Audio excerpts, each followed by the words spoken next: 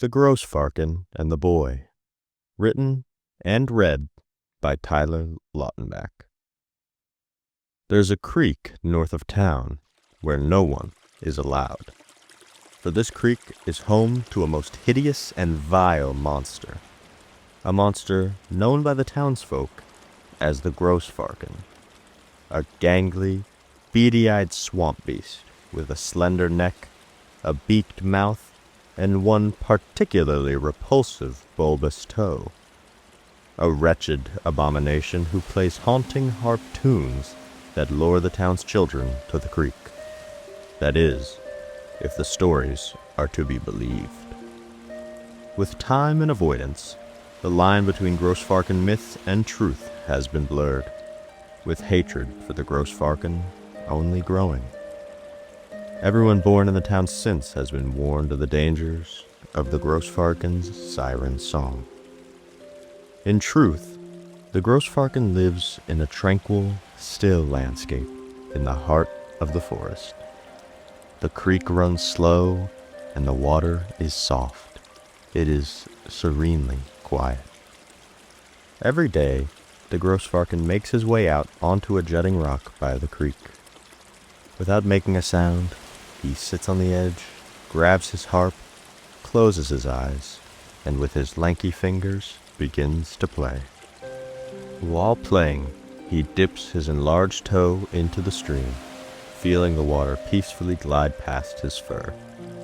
His graceful song brings life to the creek. Birds begin to take flight, flowers start to bloom, and those once wilted stand up taller. But the townsfolk do not see this beauty. The stories pervade their minds, and the song frightens them all. One day, however, a boy, not yet old enough to hate, heard the Grossfarken song and chased it upstream. Inching closer and closer to the Grossfarken, he came across a bush he could peer over. And there he saw him, the Grossfarken. The fur, the harp, the bulbous toe, it was everything from the stories. Oddly, the boy wasn't afraid. So unafraid, he decided to greet the lone monster. Upon seeing the boy, however, the Grossfarken let out a horrific screech and instinctively began to flee. "Wait!" the boy cried. The air went still. "Keep playing your song, mister," he said, a warm smile plastered on his face. The Grossfarken shuddered, but slowly made his way back to his harp, sat down, dipped his toe in the creek, and resumed his song. The boy and the Grossfarken were both in awe. The boy, marveling at the flying birds and the most vibrant flowers he had ever seen.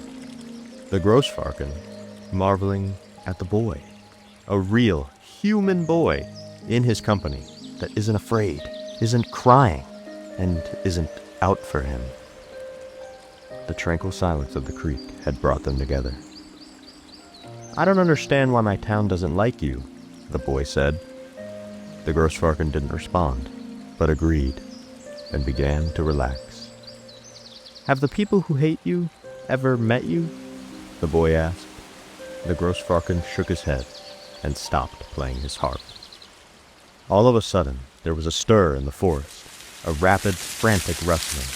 The snapping of branches and crunches of leaves hastily replaced the creek's tranquility. The flowers started wilting, the birds returned to their nests, and a strong, powerful voice cried out for the boy. The Grossfarken fled. The rustler came out of the brush. She was one of the townsfolk, the boy's mom, wielding a large bat. Immediately, she sprang to the boy. "What are you doing here? I heard a screech. Did it hurt you?" she screamed at the boy. "We're going back home. It's not safe here," holding the boy tightly in her arms. "Stand back," she said. Then, with her bat held firm, she took 3 heavy swings at the Grossfarken's harp. Bang! Bang! Crash! Her final swing shattered the harp, leaving only a pile of wood and string. "Never again," she said, as the mom and her teary-eyed boy left the creek.